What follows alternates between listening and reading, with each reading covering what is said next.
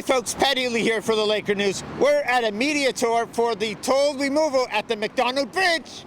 Good morning everybody. Thank you for making the trek to our building here at HHB. Hope your trip across the harbour was as smooth as mine was this morning. As you can see, we've had a really busy weekend. On Friday night there was a toll plaza here. On Monday morning there's not, so we're getting free flow traffic across Macdonald Bridge.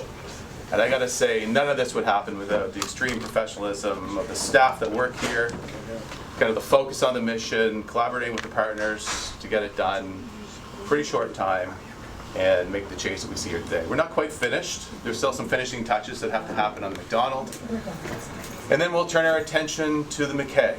And so as you can imagine, 70 years of conducting tolling operations at HHB is a big change for us. So we've been looking at what it takes to get, to make this transition as smooth as possible. And again, all I can say is thanks to the staff that work here, because without them, this would not be going as smoothly as it is today.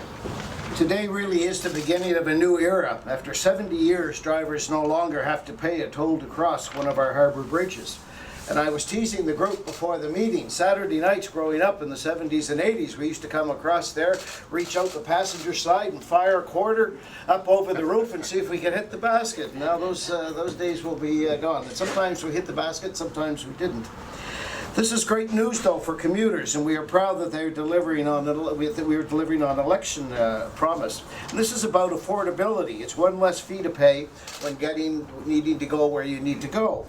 It's money back in pockets for hardworking Nova Scotia, and it also represents a significant cost saving to HRM. When I was on council, it used to bother me, and I used to give Steve Snyder a hard time, I think Steve is here today, that we had to spend $500,000 to $1 million for our buses and our work vehicles to go across the bridge to get the other side of our municipality.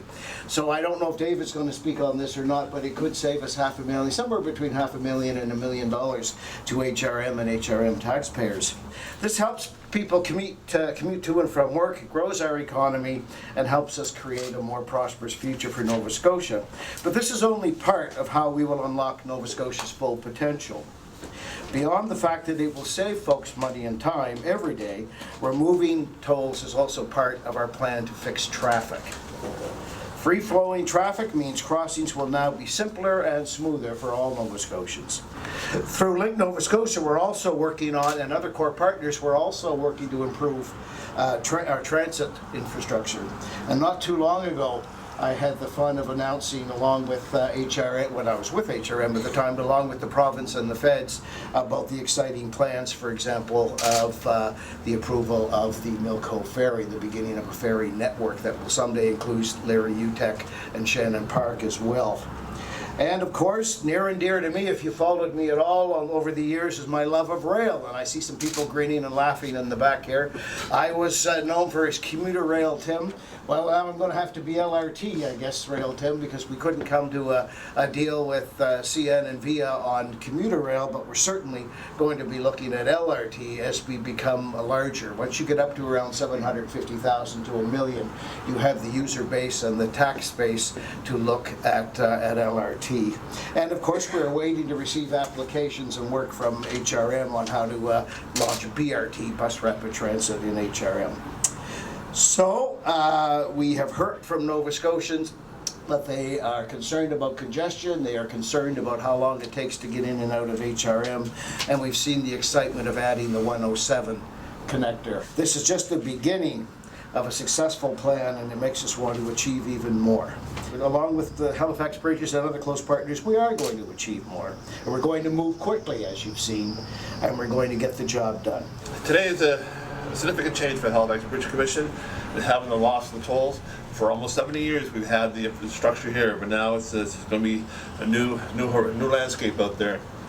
But with that, I'm looking forward to more changes and more advances in improving the network of transportation across our municipality. As we know, the Link Nova Scotia has been working with what's once the Joint Regional Transportation Authority, now Link Nova Scotia. We're looking forward to new infrastructure projects that will be coming forward. Toll-free, now free flow of traffic is happening, and hopefully it stays that way for years to come. It was a surprise to us. We didn't see it coming in terms of removing the tolls.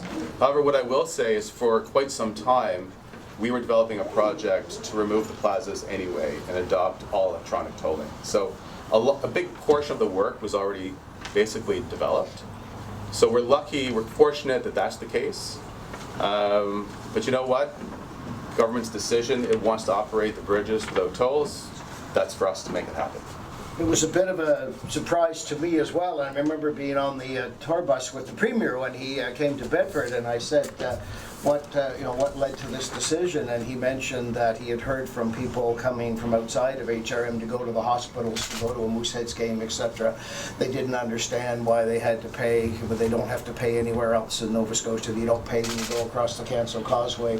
You don't pay when you go on Cobequid anymore. You don't pay to go on the Pictou Causeway. You don't pay to use other highways. So they understood that, and then he mentioned he had some folks in Fairview that were getting tired of having to pay to go to work in Burnside every day and pay a toll. So there were some things like that, I think, that motivated this decision, which the more I thought about it and then related it back to my experience on HRM Council, that I thought that perhaps this was the beginning of heading into a really good direction to move people both faster and less expensively within HRM and within Nova Scotia. Tim, what do you say to the naysayers who have come out loudly on like social media and that saying this was a bad idea? I've never heard anybody on social media say this is a bad idea. I'm quite shocked. No, after 17 years, I mean, I can't even tell you who they probably were, Pat. So, and the aliases they use and whatever. So we have good fun with that. No, of course, there's pros and cons to every decision. And the initial reaction was, well, how are they going to pay for this? What about the people's jobs? Well, we've heard that the people working here are going to be transferred and their jobs are going to be safe in a new environment.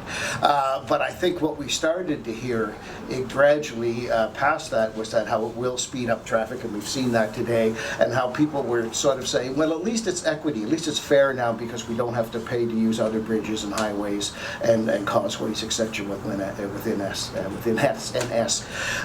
So I think that sort of backed down a little bit. But and there's frankly are those who believe in tolls.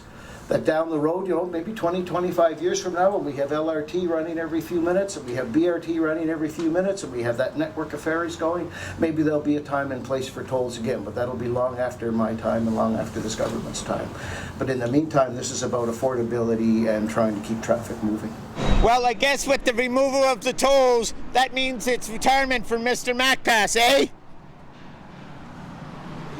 Thank you to Joanne Poulin of eXp Realty for sponsoring this video story. Pat Healy for the Laker News in Dartmouth.